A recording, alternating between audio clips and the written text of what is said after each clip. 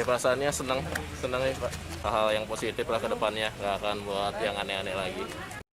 Kemudian lagi Ferdi, di dalam kamu.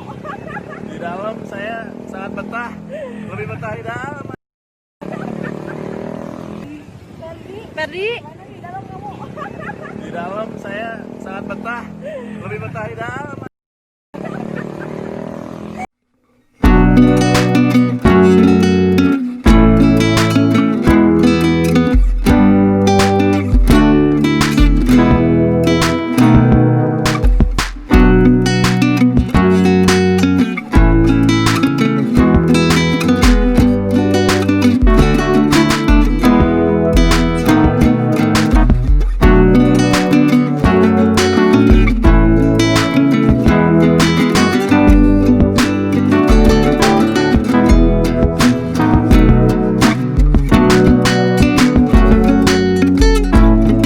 Prank sampah Ferdian Paleka bersama kedua rekannya resmi bebas dari tahanan Mapolrestabes Bandung.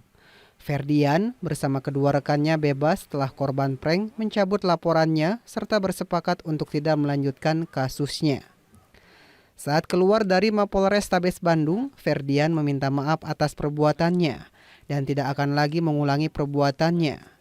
Dia pun berjanji tidak akan mengulangi lagi perbuatan tersebut dan akan membuat konten-konten yang baik. Perasaannya seperti apa akan ditangguhkan? Ya perasaannya senang ya Pak.